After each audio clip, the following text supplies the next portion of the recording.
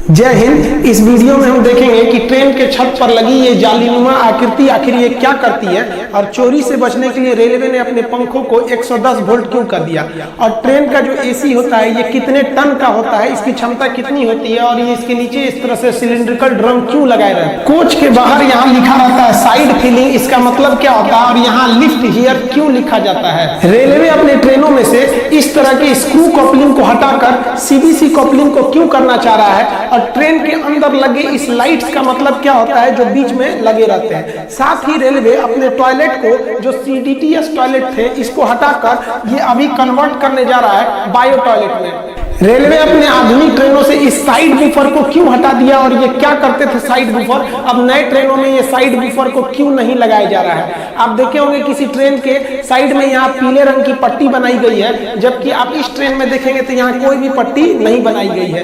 किसी ट्रेन के आप बोगी पे देखेंगे तो ऐसे लाइनिंग ये क्यों खींची गई रहती है, इसका मतलब क्या होता है। ट्रेन में सफर के दौरान आप ट्रेन के छत पर इस तरह एक जालीनुमा आकृति देखे होंगे, इसे रूफ वेंटिलेटर कहते हैं। आपको पता है कि गर्म हवा हमेशा ऊपर की ओर जाती है। जब ट्रेन में भीड़ ज्यादा हो जाती है तो उसमें गर्म हवा बनने लगती है, और ये गर्म हवा ट्रेन के ऊपर जाती है, जिस वजह से इसको निकालना जरूरी है, नहीं तो ट्रेन डिसबैलेंस होकर दुर्घटनाग्रस्त हो सकता है। तो इस हवा को बाहर निकलने के लिए जाली दे दिया जाता है, और इसको ऊपर की ओर ट्रेन के ऊपर देखेंगे तो इस तरह से निकलने का रास्ता दे दिया जाता है, और उसको केवल इस तरह से ढक दिया जाता है कि बारिश के दौरान डायरेक्ट पानी अंदर ना आए। तो इसे हम लोग रूफ वेंटिलेटर सिस्टम कहते हैं। आप एक और चीज देखे होंगे कि ट्रेन के पंखे या बल्ब आपके घर में बिजली से नहीं चल सकते हैं। इसका सबसे बड़ा रीजन क्या है कि पहले लोग ट्रेन की लाइट पंखे चोरी करके लेके चले जाते थे, तो रेलवे ने दिमाग लगाया। रेलवे ने कहा कि लोगों को घर में या तो 220 वोल्ट की एसी करंट रहती है, और लाइट कट जाती है तो लोग डीसी चलाते हैं। तो डीसी अमूमन 12 वोल्ट का रहता है, मीडियम लेवल की कोई भी मशीन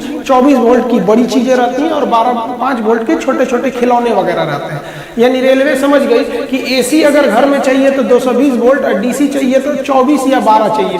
तो रेलवे ने दिमाग लगाया, रेलवे ने अपने पंखे तथा बत्ती को 110 वोल्ट डीसी दे दिया। अब किसी के घर में 110 वोल्ट डीसी रहता ही नहीं है, अब क्या करिएगा ले जाके ये, तो ये आपके लिए एकदम बेकार हो गया। इससे रेलवे की सामानों की चोरी रुक गई। ये 110 वोल्ट डीसी कहां से आता है, तो ट्रेन के नीचे लगे इस बैटरी बॉक्स से आता है। आप ट्रेन के नीचे देखे होंगे इस तरह से एक बैटरी बॉक्स लगी रहती है, इसी बैटरी बॉक्स से आता है। और आप गौर किए होंगे कि ट्रेन के जितने चार्जर वगैरह होते हैं ना ससुरे आधे से ज्यादा तो जले हुए रहते हैं। ऐसा क्यों होता है आपको पता है, पावर इज इक्वल टू होता है voltage into current, P is equal to V into I. यानी अगर आप वोल्टेज को कम करिएगा तो धारा यानी करंट बढ़ जाएगा। अब ट्रेन में 110 वोल्ट रहता है और घर में 220 वोल्ट, यानी ट्रेन का वोल्टेज कम है, तो वोल्टेज कम होने से उसमें धारा बढ़ जाती है। इस वजह से तार के जलने की समस्या ज्यादा बढ़ जाती है। इसलिए आप देखेंगे ट्रेनों में लिखा रहता है कि रात 10 बजे से सुबह 6 बजे तक मोबाइल इत्यादि को चार्ज में न लगाएं। ऐसा इसलिए लिखा जाता है कि चार्ज में लगाकर अगर आप सो गए हैं तो ज्यादा देर तक उसमें सप्लाई रहेगी, तो बहुत ज्यादा धारा जाने से उसमें आग लग सकता है। कोच के अंदर की बैटरी को स्ट्रेंथ को चेक करने के लिए इस तरह से एक इंडिकेटर लगा दिया जाता है। आप ट्रेन में देखे होंगे ऐसे इंडिकेटर लगे रहते हैं। ग्रीन का मतलब एकदम मेंटेन है बैटरी, कोई दिक्कत नहीं है, येलो चार्जिंग मोड में रहती है, और अगर रेड जलने लगा है तो समझ जाइएगा कि भाई आपका जो बैटरी है वो डिस्चार्ज हो रहा है। ट्रेन कोच का जो बैटरी होता है वो डीसी देता है, और ये जो डीसी होते हैं ये कम वोल्टेज पे दिए जाते हैं, लगभग 110 वोल्ट पर दिए जाते हैं। आपको पता है कि जब भी वोल्टेज कम रहता है तो धारा ज्यादा हो जाती है और वहां शॉर्ट सर्किट का डर होता है। आप ट्रेन पर पायदान के पास देखिएगा, एक और लिखा रहता है साइड फिलिंग और एक और लिखा रहता है लिफ्ट हियर। वो कहीं भी लिखा रहता है, मतलब जनरली ये पायदान के पास लिखा जाता है। इसका मतलब क्या होता है, तो पहले लिफ्ट हियर समझिए। लिफ्ट का मतलब उठाना, यहाँ से उठाइए, यानी यहीं से बोगी को उठाया जाता है ऊपर कोच को अलग करने के लिए। जैसे मेंटेनेंस के लिए ट्रेन जाती है तो उसके बोगी को उठा लिया जाता है, मतलब कोच को उठा लिया जाता है, और बोगी को साइड में कर दिया जाता है। तो उठाने के लिए आखिर कहां पर आप क्रेन फंसाइएगा, वहीं ना फंसाना होगा। पता चला कहीं और फंसा देंगे तो अंदर का कोई इंस्ट्रूमेंट टूट जाएगा।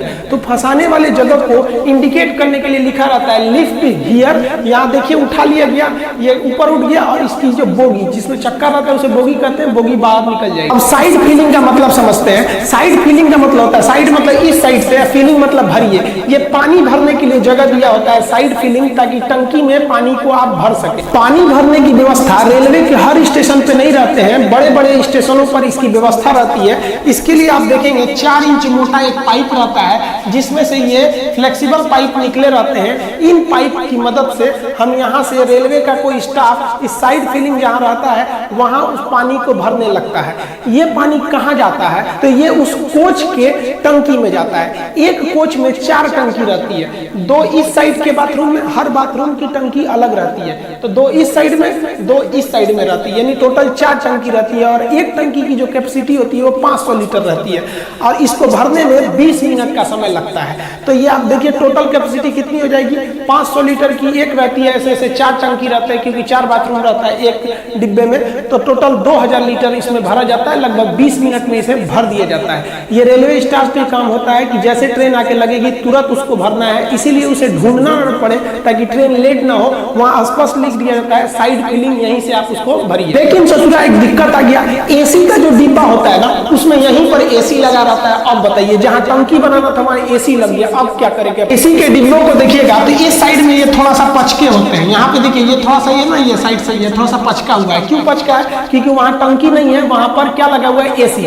जबकि आप नॉर्मल ट्रेनों को देखेंगे जिसमें एसी नहीं है, वो एक बराबर रहते हैं सब। अब यहाँ एसी लगे होने की वजह से हमको टंकी कहीं और सेट करना पड़ेगा, इसीलिए टंकी नीचे सेट कर दिया जाता है, जिसे 2 ड्रम सिलिंड्रिकल टाइप के दिखाई देते हैं, जिसे वाटर टैंक है, इसी में से पानी का यूज किया जाता है। अब ये जो एसी लगे होते हैं इसे हम कहते हैं रूफ माउंटेड पैकेज यूनिट। ये 2 ठो एसी होते हैं, एक इस दरवाजे के ऊपर होते हैं, एक उस साइड के दरवाजे पर होते हैं। हर एसी की क्षमता 7 टन होती है, इसलिए एक ट्रेन के कोच में एक डिब्बे में 2 एसी है, अतः 7 दूनी 14 टन इनकी क्या हो गई? क्षमता हो गई। ये चलते हैं 415 वोल्ट के 3 फेज एसी सप्लाई से। इन्हें जनरेटर द्वारा दे दिया जाता है 3 फेज एसी सप्लाई। देखिए ट्रेन के जो पानी भरा जाता है जनरली किसी डिब्बे में ऊपर की ओर टंकी रहता है, जबकि एसी वाले में नीचे रहता है। इस पानी को अमूमन कोई पीता नहीं है, ज्यादातर लोग हाथ वगैरह धोने या बाथरूम के काम में इसे लेते हैं। अब बाथरूम से रेलवे को बहुत बड़ा दिक्कत था, लोग बाथरूम करते थे, टॉयलेट बाथरूम, तो उनका जो वेस्टेज था वो पटरी पे गिरता था, जिससे पटरियों को जंग लग जाता था। तो जो पहले के जमाने के ट्रेन थे ना बाथरूम, उसमें ओपन डिस्चार्ज सिस्टम था, यानी अगर कोई टॉयलेट बाथरूम गया तो उसका टोटल भी वेस्टेज है पटरी पर गिरेगा। इससे 2 समस्या, एक पटरी पे जंग लगता था, दूसरे जब रेलवे स्टेशन पे ट्रेन खड़ी रहती थी और उसमें कोई बाथरूम में गया है तो रेलवे ट्रैक पर बहुत ज्यादा गंदगी होने लगती थी। बड़े स्टेशनों पर तो इसे सफाई कर दिया जाता था, लेकिन छोटे स्टेशन पर साफ करने की कोई व्यवस्था नहीं थी। इससे बचने के लिए रेलवे ने ओपन डिस्चार्ज सिस्टम को बंद किया। आप देखे होंगे पहले के ट्रेन में एक पाइप ऐसे लटका रहता था नीचे साइड में, ओपन डिस्चार्ज, इसमें कोई रोकने के लिए कोई व्यवस्था नहीं थी, सीधे नीचे गिर जाता था। इसके जगह पर रेलवे इस राउंड शेप के टंकी को लाया, बाथरूम को सेट किया, जिसे कहा जाता है control discharge toilet system. Shortcut में कहेंगे तो CDTC। ये क्या करता है? ये टॉयलेट को कंट्रोल करके रखता है जब तक कि ट्रेन प्लेटफॉर्म को ना छोड़ दे। अब इस ससुरा को कैसे पता चलेगा कि ट्रेन में प्लेटफॉर्म को छोड़ दी? तो इस पे एक सिस्टम लगा रहता है कि जब तक ट्रेन की स्पीड 30 नहीं हो जाती है, 30 किलोमीटर पर आवर, तब तक इसके अंदर से डिस्चार्ज का ढक्कन खुलेगा ही नहीं कि बाहर नीचे गिरे। लेकिन इस विधि द्वारा आप गंदगी को रोक सकते हैं, लेकिन गंदगी थोड़ी दूर पर तो हो ही रही है और ट्रैक को भी ज्यादा खतरा हो रहा है क्योंकि उस पर जंग लग रहा है। इसके लिए 2011 में DRDO ने एक बैक्टीरिया की मदद से एक टॉयलेट को बनाया, जिसे हम कहते हैं बायो टॉयलेट। बायो टॉयलेट आप देखे होंगे आजकल हर एक ट्रेन में मिलेगा, एक चौकोर डब्बा लगा रहता है इस साइड में, इसके अंदर कई ठो पार्ट बने रहते हैं, उसमें बैक्टीरिया जीवाणुओं को डालकर DRDO भेजी रहती है। ये क्या करते हैं, हमारे टॉयलेट बाथरूम को उसको डिकम्पोज कर देते हैं, उसको छोटे छोटे टुकड़ों में तोड़ देते हैं, डिकम्पोज कर देते हैं और गैस बनाकर वो निकल जाते हैं। इसमें किसी तरह का मेंटेनेंस भी नहीं है, ट्रैक पे गंदगी भी नहीं होगी और ट्रैक भी जंग लगने से बच जाएगा। अतः अभी के समय में जितने भी टॉयलेट है वो DRDO द्वारा बनाए गए बायो टॉयलेट का ही यूज हो रहा है। ये सब आउटडेटेड हो चुके हैं। बायो टॉयलेट की एक खराबी है कि अगर उसमें आप कलम या कुछ कचरा प्लास्टिक डाल देंगे तो बैक्टीरिया अच्छा से काम नहीं कर पाएंगे, इसलिए लिखा रहता था कृपया इसमें कचरा न डालें।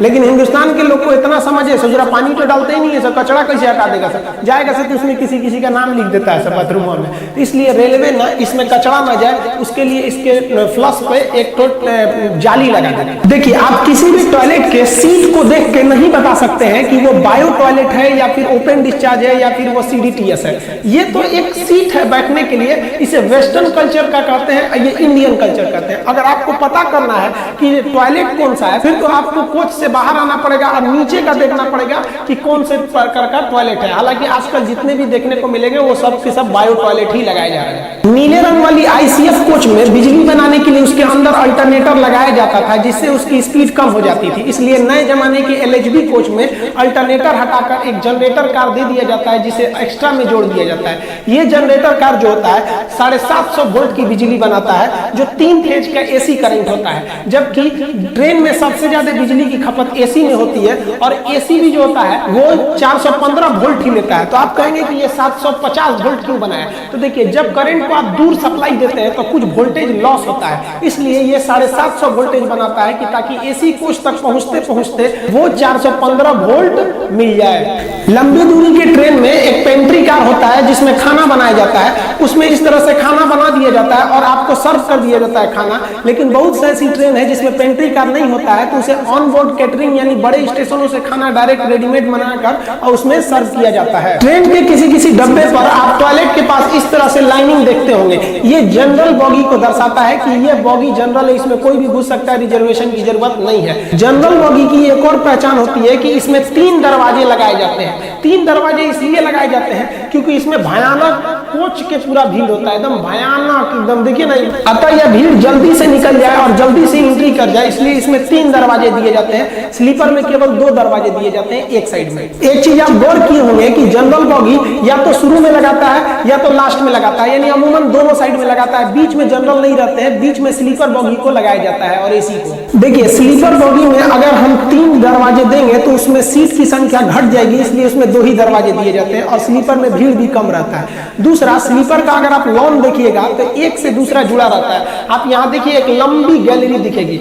आप गैलरी देखिए, आप इधर इसको क्या लिए ध्यान से देख रहे हैं आप, इधर मत देखिए, ये लंबी गैलरी देखिए। तो ये पूरा बॉगी एक से दूसरे से जुड़ा रहता है, पूरा डिब्बा एक से दूसरे में। आप देखिए, इसको जोड़ने के लिए, यहाँ कनेक्ट करने के लिए एक दरवाजे दिए रहते हैं। आप ये काले रंग का पाइप देखे होंगे, इस तरह से किसी किसी ट्रेन में रहता है। तो ये इस बॉगी से आप उस बॉगी में जा सकते हैं। यहाँ नीचे एक पैरदान बना दिया जाता है ताकि आप वहां से जा सकते हैं। आप देखेंगे स्लीपर का पूरा डिब्बा आपस में कनेक्ट रहता है और आप इस बीच के कनेक्टर के द्वारा इस डिब्बे से इस डिब्बे में आप आराम से आ सकते हैं। जबकि जनरल डिब्बा आपस में नहीं कनेक्ट रहता है, इसीलिए जनरल डिब्बे को शुरू में दे देते हैं और लास्ट में दे देते हैं, और बीच में इसे नहीं देते हैं क्योंकि बीच में देने के बाद कनेक्शन कट जाएगा।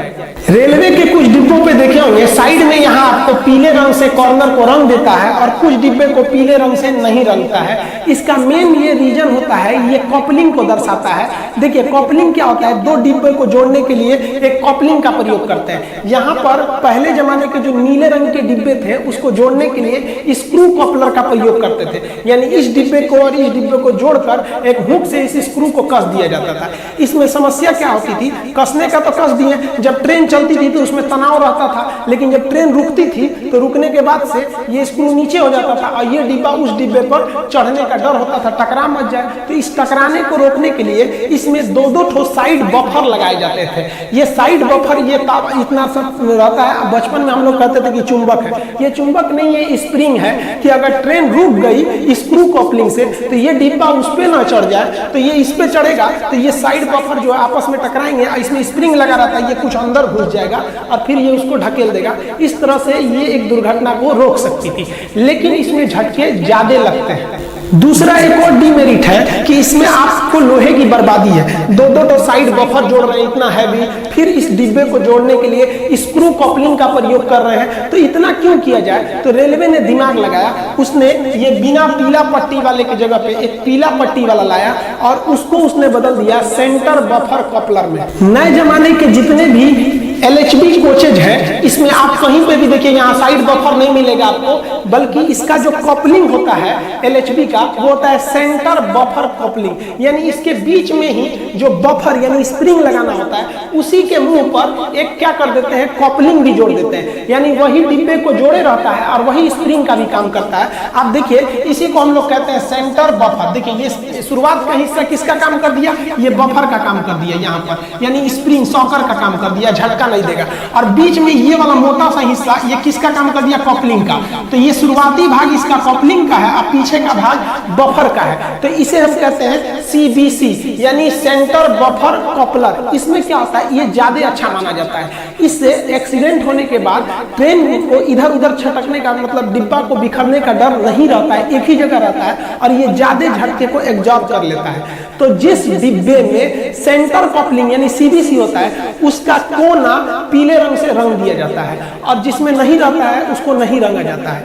तो ये जो सेंटर कपलिंग था यानी CBC, तो जितने भी LHB कोच आए थे नए जमाने के उसमें ये ऑलरेडी इनबिल्ट था। लेकिन जो पुराने जमाने के ICF कोच थे उसमें आज भी साइड बफर का यूज होता है। तो रेलवे इन साइड बफर को हटा रही है। तो जैसे इसमें देखिए इसका साइड बफर को काट दिया गया है। तो इसको देखा गया रेलवे द्वारा कि इस डिब्बे की अभी आयु है, इसका एज है, बस इसमें प्रॉब्लम है इस साइड बफर और स्क्रू कपलिंग से। तो इसके स्क्रू कपलिंग को हटा दिया गया और साइड बफर को हटा दिया गया और इसमें CBC यानी सेंटर कपलिंग को जोड़ दिया गया। इसकी पहचान आराम से कर ली जाए इसलिए इसके साइड में आप दिखेगा पीले रंग का पेंट कर दिया गया ताकि इसकी पहचान हो सके। आप इस ICF कोच को देखिए, इसमें किसी भी तरह का यहाँ साइड में पीले रंग का कोई निशान नहीं है, अतः इसमें अभी भी आपको साइड बफर दिखाई देगा। इसमें साइड बफर है और ये स्क्रू कपलिंग का प्रयोग कर रहा है। और LHB की तो बातें नहीं करिए, इसमें तो CBC देता ही है।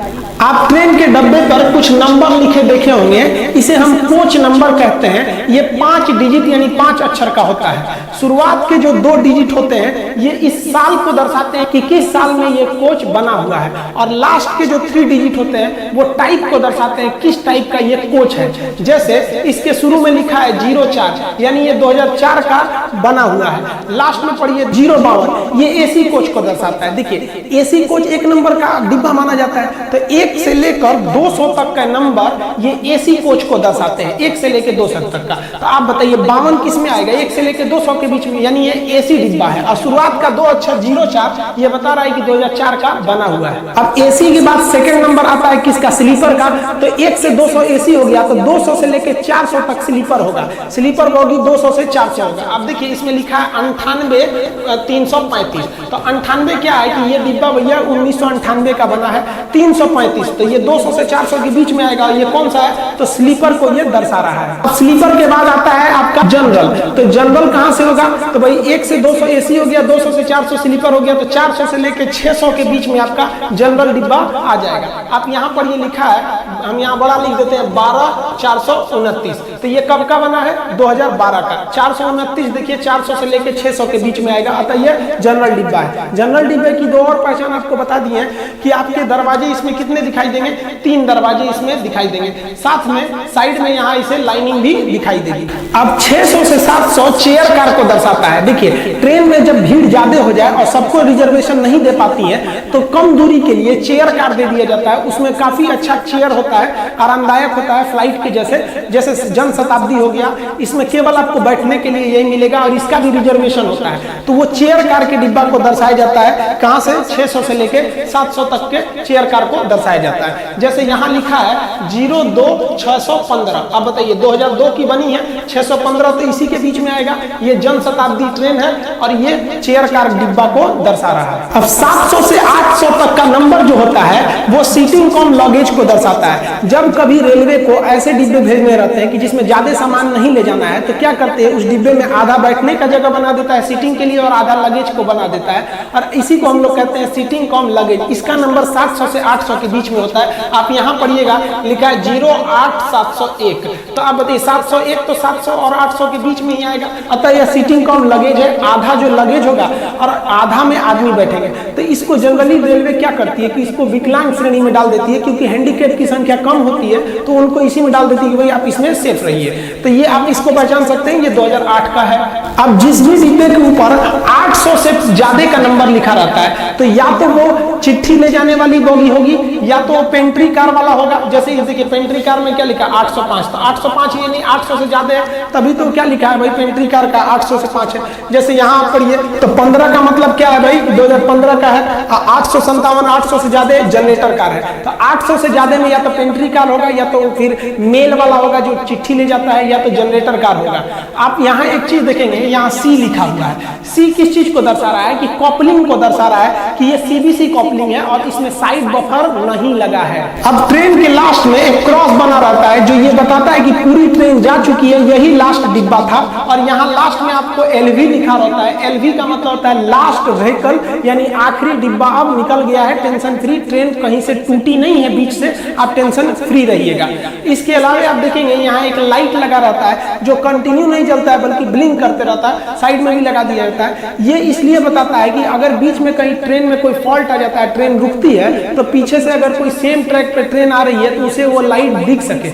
अब ये लाइट को एनर्जी कहाँ से मिलती है? तो बैटरी से मिलती है। आप ट्रेन में सफर करते समय इस तरह से सीफा या डब्ल्यू या WL साइन देखे होंगे, या शंटिंग साइन, सिग्नल साइन, इस सब का मतलब क्या होता है। और आप एक चीज और देखे होंगे कि कभी कभी सिग्नल ग्रीन रहता है फिर भी सब ट्रेन में बड़ी धीरे धीरे ले जाता है। ये कॉशन इंडिकेटर क्या होते हैं सब, तो ये सब साइन का मतलब क्या होता है, इस सब में भी अंतर हम किसी और वीडियो में समझा देंगे। मिलते हैं हम लोग अगले वीडियो में, तब तक के लिए जय हिंद।